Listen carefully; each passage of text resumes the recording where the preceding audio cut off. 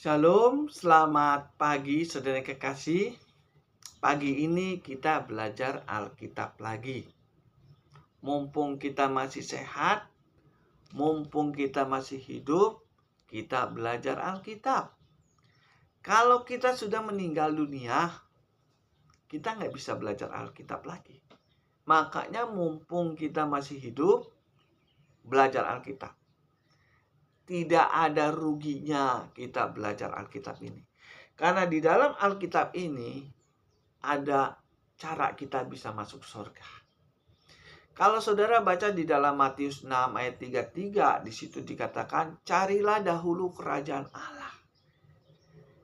Yang mengatakan ini bukan manusia, saudara yang kekasih, Tuhan. Yesus mengatakan kepada manusia yang ada di dunia ini, selagi saudara masih hidup di dunia ini, Tuhan menyuruh kita cari dahulu kerajaan Allah. Itu di situ ada kata dahulu. Berarti sangat penting. Kalau Tuhan yang mengatakan, itu nggak bisa salah. Jadi surga itu sangat penting untuk kita. Kalau kita sudah mati. Kalau kita belum mati, saudara yang kekasih, saya ingin katakan abadanya ya. Waktu kita masih hidup di dunia ini, surga ini sepertinya nggak terlalu penting. Ya, ada boleh, nggak ada juga boleh. Sepertinya surga itu tidak penting waktu kita masih hidup di dunia ini. Tetapi pada waktu kita sudah meninggal, maka surga itu sangat penting untuk kita. Untuk tempat tinggal kita setelah kita mati. Makanya Tuhan mengatakan sebelum mati, cari surga dulu. Supaya apa? Supaya nanti kita mati, kita tinggal masuk surga. Kalau kita sudah mendapatkan surga, kapanpun kita mati, kita tinggal masuk surga. Yang celakanya kita belum mendapatkan surga, keburu mati. Kalau saudara belum dapat surga, saudara keburu mati, saudara mau tinggal di mana? Yang pasti tinggal di neraka, karena belum dapat surga. Orang yang belum mendapatkan surga keburu mati, penghuni neraka. Makanya pada waktu kita masih hidup di dunia ini, kita cari surga dahulu. Ya, ada kata dahulu. Pagi hari ini saya ingin berbicara tentang orang yang berbohong. Bahayanya orang yang berbohong. Bohong itu ada dua. Bohong kepada sesama manusia dan bohong kepada Tuhan. Dua-duanya berbahaya. Kalau kita berbohong kepada manusia, kita akan masuk penjara.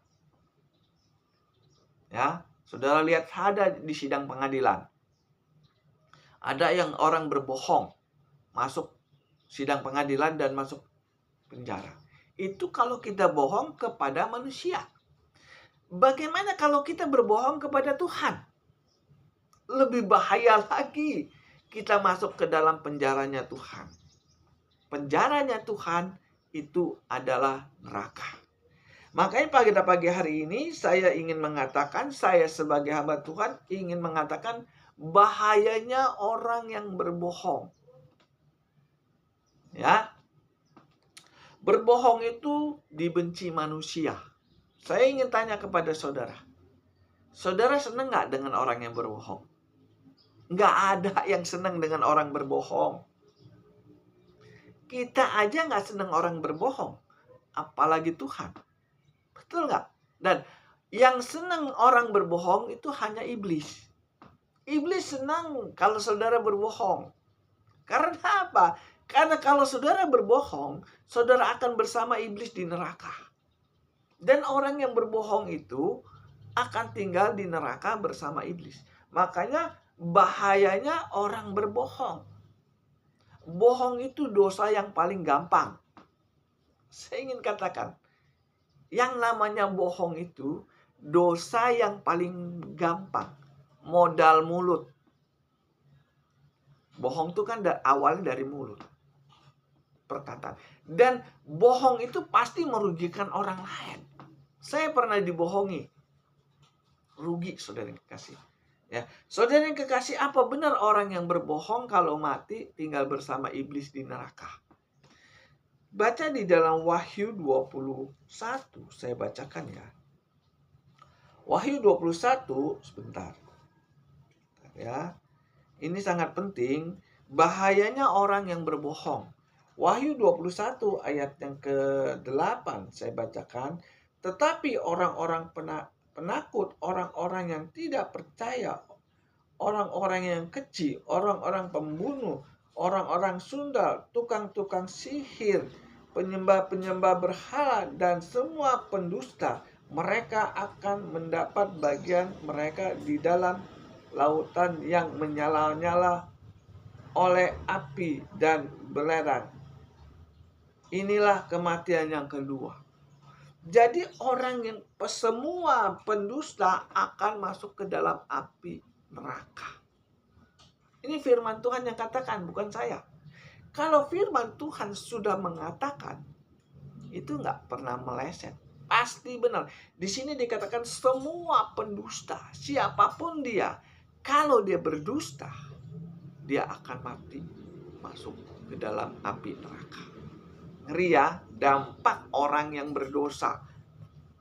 Bohong. Bohong itu enak, saudara kasih. Dengarnya enak.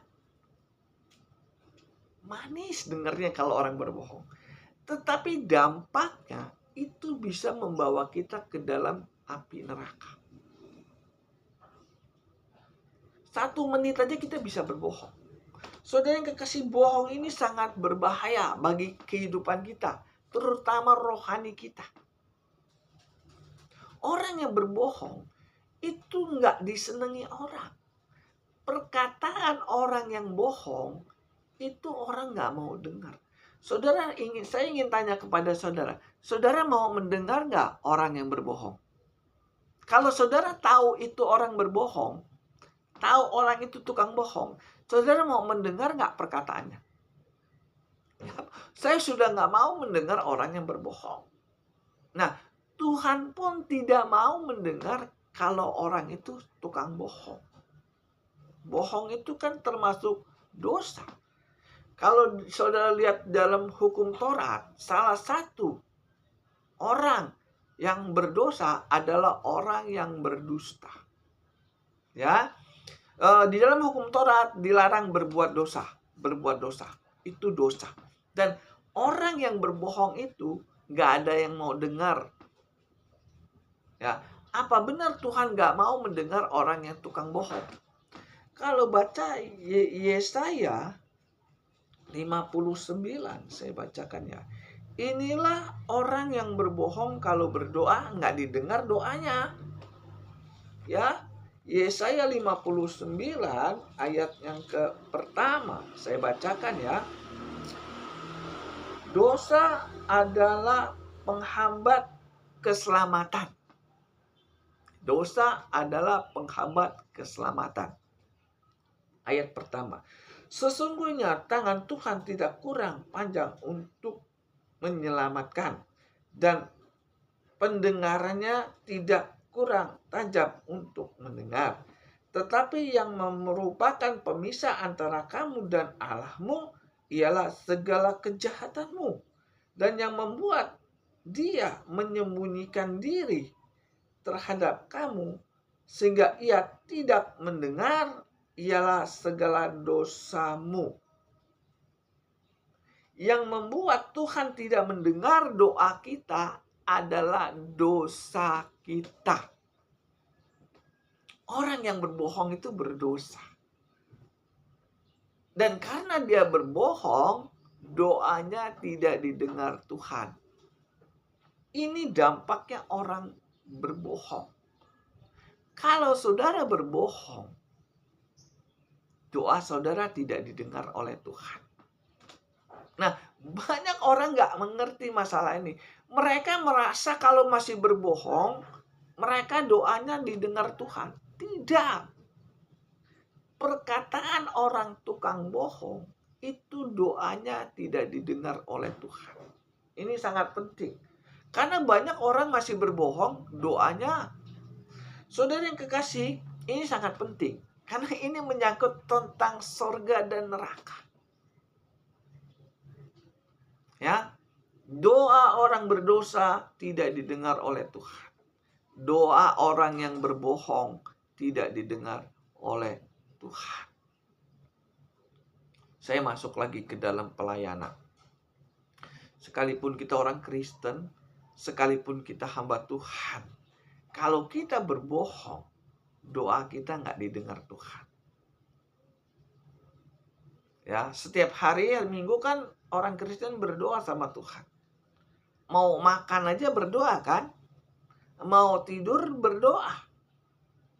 Kalau lagi susah berdoa kan?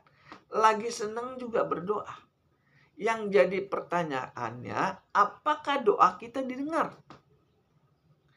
Kalau doa kita nggak didengar sama Tuhan, berarti kita ngomongin sama tembok. Gak enak dengernya ya. Kalau doa kita nggak didengar sama Tuhan, berarti kita ngomong sama tembok.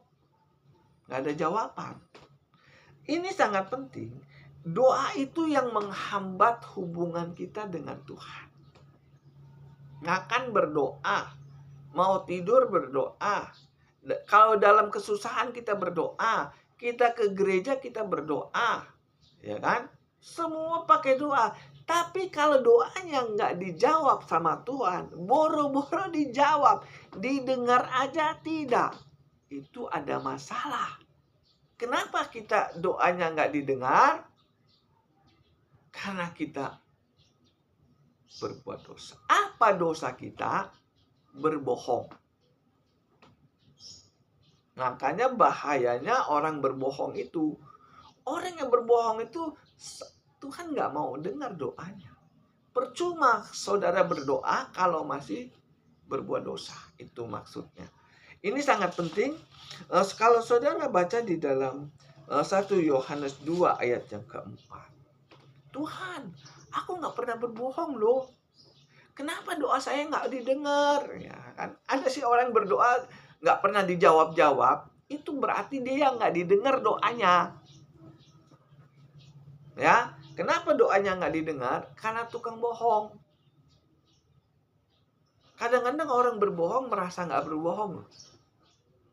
Apa benar ada orang yang berbohong, tapi dia nggak merasa berbohong? Enjoy aja kalau berbohong, karena dia nggak merasa berbohong. Bohong sama Tuhan tuh bahaya, saudara yang kekasih. Ini ayat ada orang yang berbohong sama Tuhan. 1 Yohanes 2 ayat yang keempat saya bacakannya. Barang siapa berkata, aku mengenal dia, tetapi ia tidak menuruti perintahnya, ia adalah seorang pendusta dan di dalam dia tidak ada kebenaran. Barang siapa yang sudah mengenal dia, dia ini siapa? Dia itu Tuhan. Tuhan itu ada di dalam Alkitab.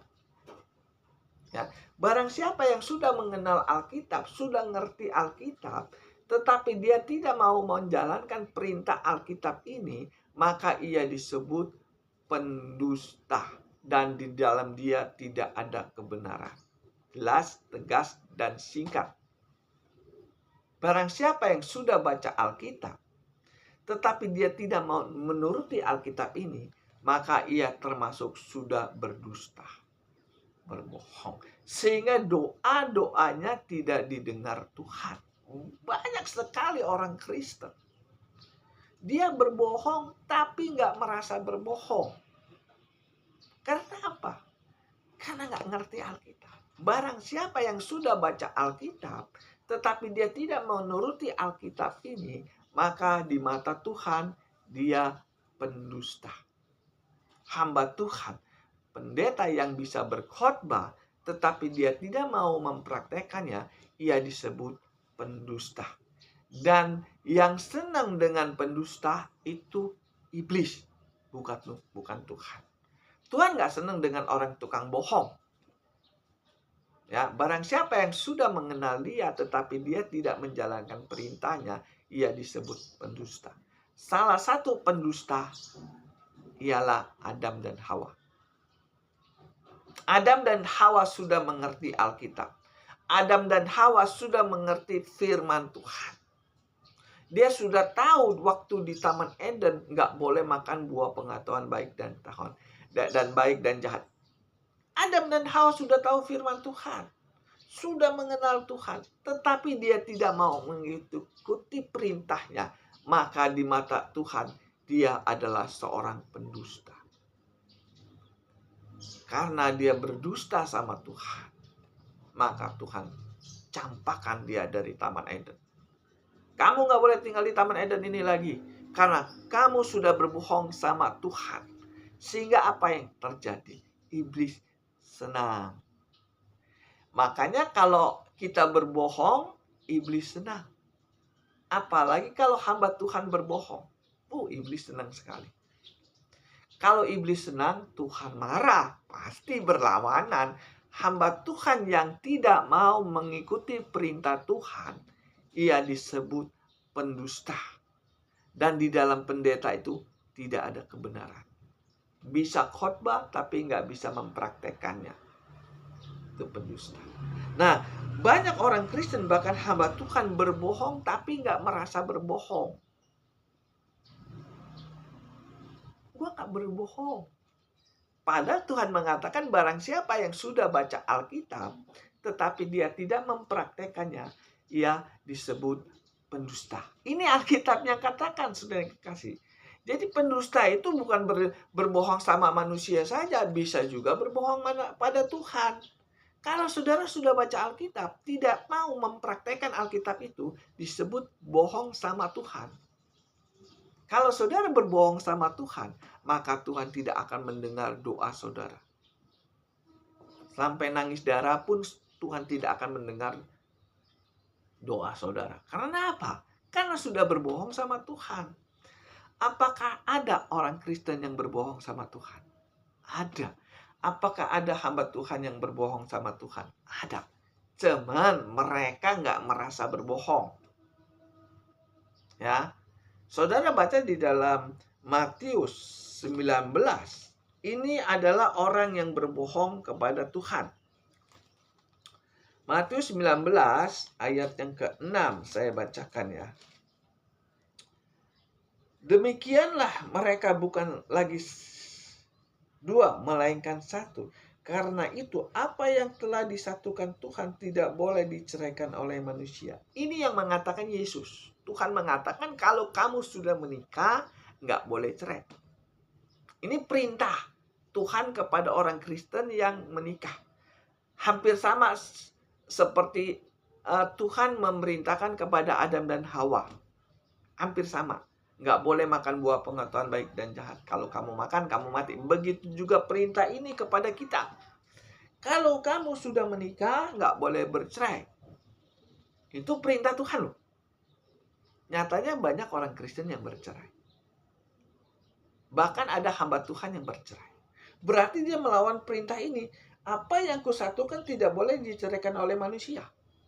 Ini perintah Tuhan kepada orang Kristen yang menikah. Tetapi banyak orang Kristen yang melawan perintah Tuhan ini. Sehingga apa yang terjadi? Mereka tahu bahwa di dalam Kristen itu nggak boleh bercerai. Kalau saudara bercerai, berarti saudara tidak menjalankan perintah Tuhan. Kalau saudara tidak menjalankan perintah Tuhan, di mata Tuhan saudara adalah pendusta. Dan di dalam hidup saudara tidak ada kebenaran. 1 Yohanes 2 ayat 4. Barang siapa yang sudah mengerti, tahu kebenaran, tetapi dia tidak menjalankan, maka ia disebut pendusta. Orang Kristen yang sudah tahu kalau sudah menikah nggak boleh bercerai, tapi dia melawan perintah Tuhan, dia bercerai, maka di dalam orang tersebut tidak ada kebenaran. Ini yang dinamakan berbohong kepada Tuhan. Tapi nggak merasa berbohong. Ya kan? Banyak kan orang Kristen yang bercerai. Bahkan pendeta pun ada yang bercerai. Dengan 1000 macam alasan. Tuhan mah nggak mau tahu alasan saudara. Saudara yang harus mengikuti perintah Tuhan. Bukan Tuhan yang harus mengikuti perintah saudara. Sekarang ini sudah terbalik-balik, saudara yang kekasih. Tuhan yang harus mengikuti perintah pendeta. Kalau saudara dibalik-balik, maka tinggal tunggu saudara meninggal. Maka saudara penghuni neraka. Jangan main-main lu sama Tuhan. Kalau saudara bermain-main sama saya, nggak ada dampaknya. Biasa saja, karena saya kan manusia. Tapi kalau saudara bermain-main sama Tuhan, tinggal tunggu waktunya, maka saudara akan bersama dengan iblis. Makanya Tuhan mengatakan, barang siapa yang berbohong, tidak menjalankan firman Tuhan, maka orang itu disebut pendusta. Dan pendusta itu bapaknya iblis. Makanya kalau orang Kristen, hamba Tuhan yang gak mau menjalankan firman Tuhan, yang paling senang itu iblis. Iblis senang kalau saudara gak menjalankan perintah Tuhan. Karena iblis tahu, kalau saudara gak menjalankan firman Tuhan, saudara mati, saudara bersama iblis di neraka. Gua gak bohong. Tapi bercerai, itu bohong, saudara yang kekasih. Orang Kristen yang bercerai itu termasuk berbohong. Bohongnya sama Tuhan, bukan sama manusia. Nah, kalau saudara melawan perintah Tuhan, itu disebut pembohong. Kalau saudara sudah ngerti kebenaran firman Tuhan, tetapi saudara melawan perintah Tuhan, maka di mata Tuhan, saudara adalah pembohong. Dan di dalam saudara tidak ada kebenaran. Kita baca lagi di dalam Lukas 16. Ayat yang Lukas 16 ayat 18. Ini juga orang yang berbohong sama Tuhan. Ya. Lukas 16 ayat 18, setiap orang yang menceraikan istrinya lalu kawin dengan perempuan lain, ia berzina. Dan barang siapa kawin dengan perempuan yang diceraikan suaminya, ia berbuat zina juga. Jadi orang Kristen itu nggak boleh menikah dengan janda cerai hidup. Atau menikah dengan duda cerai hidup. Maksudnya ngerti ya saudara yang kekasih. Kalau saudara bujang atau saudara gadis, nggak boleh menikah dengan janda atau duda cerai hidup. Kalau saudara menikah dengan janda cerai hidup atau duda cerai hidup, maka saudara disebut orang berzina. Semua pendeta tahu nggak boleh menikah dengan janda cerai hidup. Tahu. Barang siapa yang sudah tahu kebenaran tetapi dia tidak mengikuti kebenaran itu, ia disebut pendusta. Nyatanya ada pendeta menikah dengan janda cerai hidup. Berlawanan dengan firman Tuhan. Firman Tuhan tidak boleh menikah dengan janda cerai hidup. Tetapi mereka menikah. Sehingga apa yang terjadi? Barang siapa yang sudah mengenal kebenaran tetapi dia tidak mau menjalankannya, ia disebut pendusta. Dan di dalam dia tidak ada kebenaran. Singkat, jelas, padat, dan mantap. Jadi ada hamba Tuhan yang menikah dengan cerai hidup. Janda cerai hidup. Di dalam diri dia tidak ada kebenaran. Kalau pendeta sudah nggak ada kebenaran, apa yang dia beritakan kepada jemaatnya? Nggak ada. Firman Tuhan yang keluar dari mulut dia. Kalau hamba Tuhan sudah tidak ada kebenaran, maka yang dia khotbahkan bukan firman Tuhan. Hawa nafsu dia. Menurut saya, menikah dengan janda cerai hidup, nggak apa-apa. Itu bukan firman. Itu bukan firman. Di dalam firman Tuhan nggak boleh menikah dengan janda cerai. Kalau hamba Tuhan sudah melanggar firman Tuhan, di dalam diri dia tidak ada kebenaran. Sehingga apa yang dikhotbahkan bukan firman yang keluar, tetapi dosa-dosa yang dikeluarkan kepada jemaat. Jemaatnya makan apa yang dikhotbahkan. Dosa itu nular, saudara yang kekasih. Saudara pernah dengar waktu ada penyakit corona ya, COVID. COVID itu menular. Sehingga orang yang kena COVID itu diisolasi, disendirikan. Supaya apa? Supaya jangan menular kepada yang sehat. Begitu juga hamba Tuhan yang sudah tidak ada kebenaran. dia akan menularkan dosa-dosanya kepada jemaatnya. Makanya banyak orang Kristen nggak ngerti kebenaran. Karena ditularkan oleh hamba-hamba Tuhan yang berbohong kepada Tuhan. Barang siapa yang sudah mengenal dia, tetapi dia tidak menurutinya, maka ia di dalam tidak ada kebenaran. Karena bohong.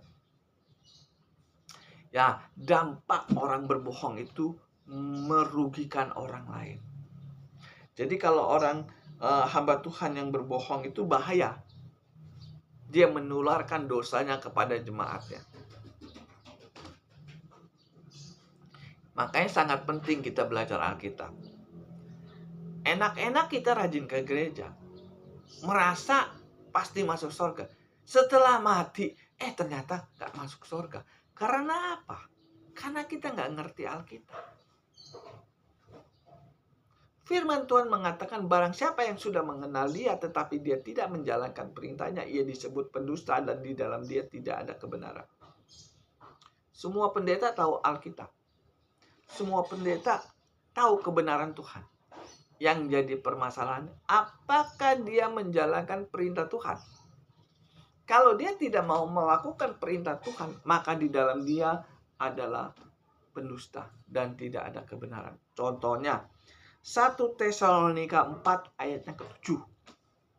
Allah memanggil kita bukan untuk melakukan apa yang cemar, tetapi apa yang kudus. Barang siapa yang melawan ini, barang siapa yang menolak ini, bukan menolak manusia, tetapi menolak Tuhan. Kita bisa nolak Tuhan nggak? Bisa.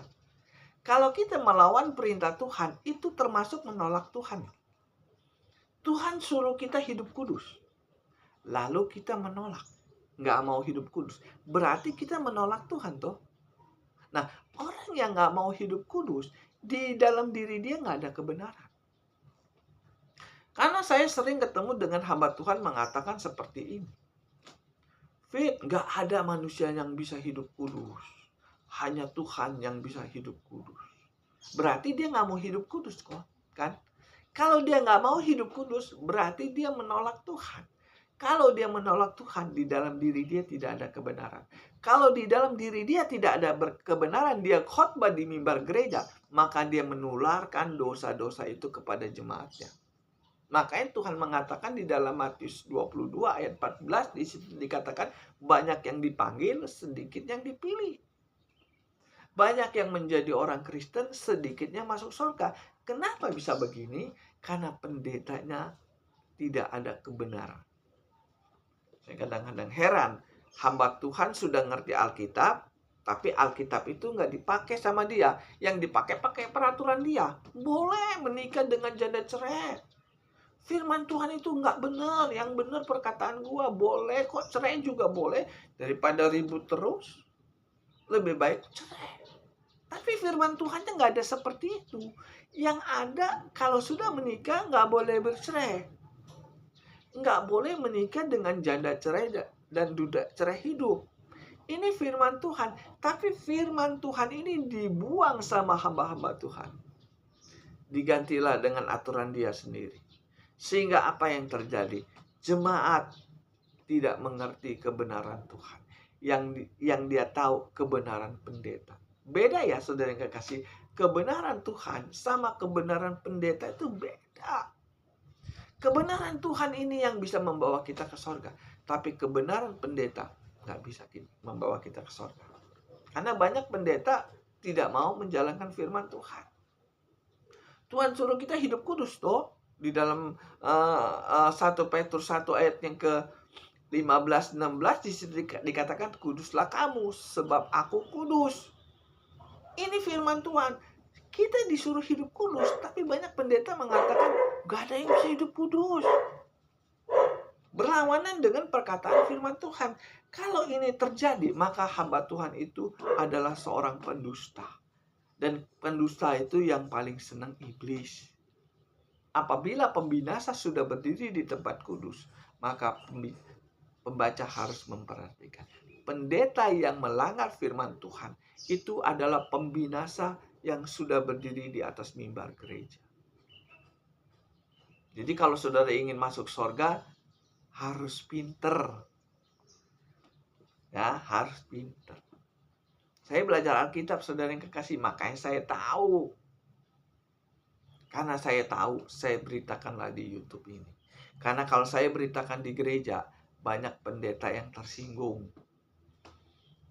Ya, kalau saya beritakan firman Tuhan di gereja, khotbah seperti ini, banyak pendeta yang tersinggung. Kenapa?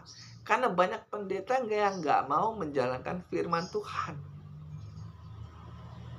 Ya, itu urusan dialah sama Tuhan. Urusan saya sama Tuhan. Urusan saya sama Tuhan memberitakan kebenaran firman Tuhan. Selesai. Saudara yang kekasih, pagi hari ini saya ingin berbicara tentang bahayanya orang berbohong. Yang udah pasti merugikan orang. Yang kedua, doanya nggak didengar Tuhan. Yang ketiga, kalau mati tinggal di neraka bersama iblis. Yang keempat, orang berbohong itu yang senang iblis. Tuhan nggak senang. Orang kita aja nggak senang dengan orang berbohong. Apalagi Tuhan. Hanya iblis yang senang orang yang berbohong. Orang yang berbohong adalah orang yang sudah ngerti Alkitab tapi tidak mempraktekannya. Salah satu contoh orang yang berbohong, Adam dan Hawa melawan perintah Tuhan. Salah satu lagi orang yang berbohong adalah orang Kristen yang bercerai. Orang Kristen yang menikah dengan janda cerai, itu termasuk berbohong sama Tuhan. Jadi kalau saudara nggak ngerti masalah ini, bahaya. Jangan sampai setelah kita mati, ternyata kita termasuk bagian dari orang yang berbohong. Kalau saudara kurang mengerti masalah ini, saudara bisa hubungi saya. Kita berdoa. Tuhan, terima kasih atas firman-Mu pagi hari ini berbicara tentang bahayanya orang yang berbohong. Ajari kami supaya kami mengerti kebenaran firman Tuhan, agar kami bisa masuk surga setelah kami meninggal dunia ini. Tuhan, terima kasih atas firman-Mu pada pagi hari ini. Berkati orang yang mendengar YouTube saya, dan berkati juga saya yang memberitakan kebenaran firman Tuhan. Dalam nama Yesus, haleluya. Amin.